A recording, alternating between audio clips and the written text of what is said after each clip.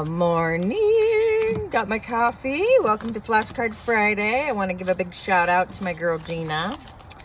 She inspired me to get this oracle deck called the Mystical Shaman. Yeah.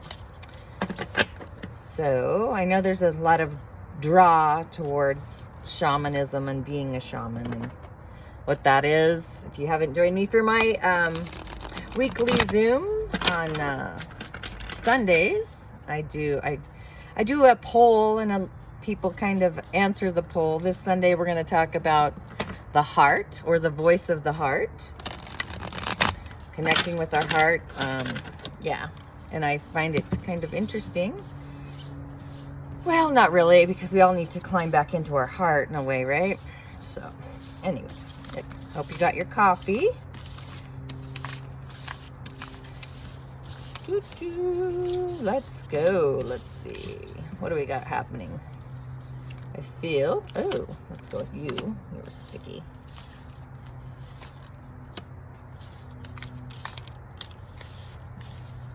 Okay, we got our three lovely giants here.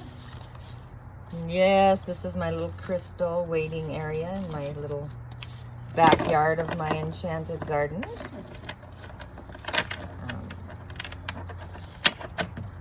Yeah, so here we are, Flashcard Friday. Let me just get these out of the way. Sometimes they stick, right? So, 1, 2, 3. Okay, where we've been, hopefully things are better. I had some kind of energetic hiccups over the weekend. Ooh, I love the staff. What a great card. Look at that. I don't know about you, but I've been watching Merlin on Netflix, which has been actually quite fun. So, and Onward with my fairy godchildren, they quite love. Yeah, Onward. So the staff, that's why I brought that up. Kind of funny. And what do we have? I kind of think of staff as people that work for you, but we know that's not what we're talking about here. So, in essence, what is the staff? The staff is the symbol, right? If you think of a Merlin has his staff. A sorcerer maybe has its staff. Moses even had a staff, or a walking stick, whatever. But this is more of flow between polarities, heaven and earth, time and space, and just knowing, having a trust of your inner knowingness, your inner wisdom, and just the balance between your will and the ability to surrender. So I think it's like opposing forces between the yin and the yang, the masculine, the feminine, and just action or non-action, and moving away from that kind of feeling or sensing. So yeah, walking the path, right? The medicine, right? We know what that is, or maybe we don't. Yeah, to me that's like the medicine, the feminine, the divine woman, absolutely, right?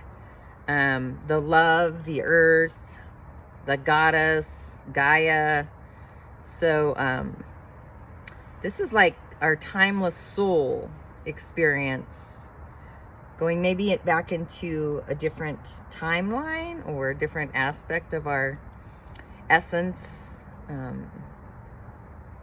Loving ourselves, which again, I'm going to be doing the voice of our heart, which is awesome. And just experiencing ourselves as our inner child, our inner baby of the earth, and our ability to be in our skin, nurture our being, love ourselves, find our joy.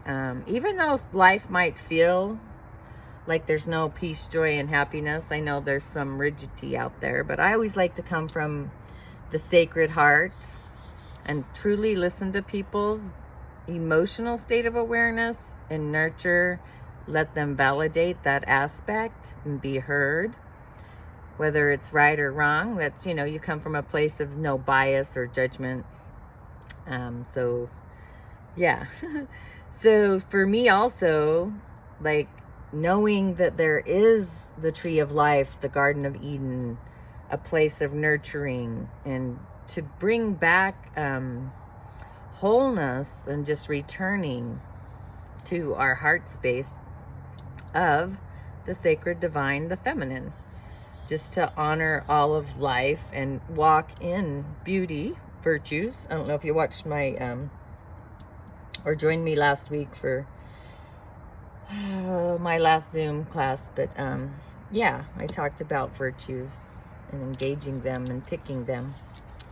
Ooh, the owl. Okay, so for those of you that do know me, I do have an owl that lives in my backyard.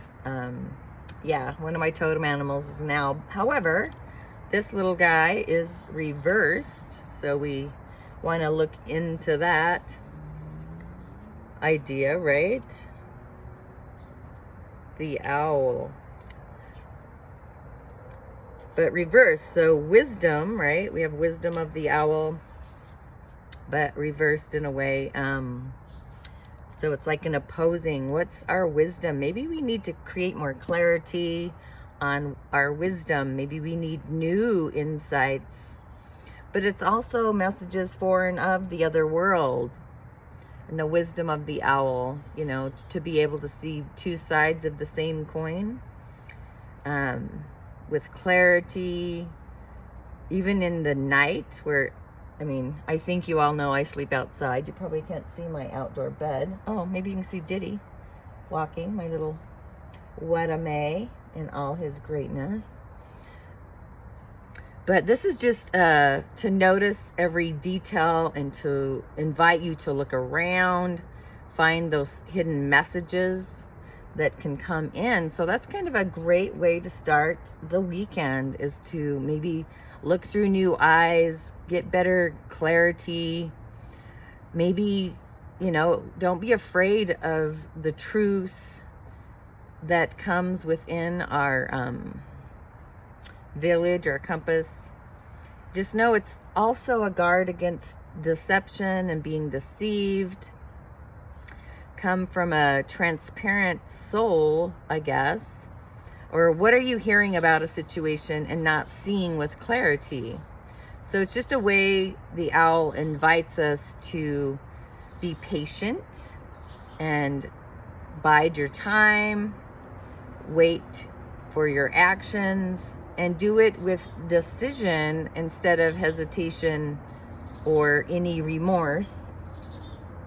So yeah, the wisdom. I see the feminine, I see the Merlin staff here, and the wisdom. So at the end of the weekend, hopefully we have some clarity and some insight and some wisdom to what might be behooving us out into the world. But yeah, so with all that, thanks for popping on. Thanks for watching me. And if you're interested in my live Zoom, go ahead and, let's see, I post the link on What's Up Tanya D as an event. This Sunday is the Voice of the Heart, and I will see you on the other side. Ashe.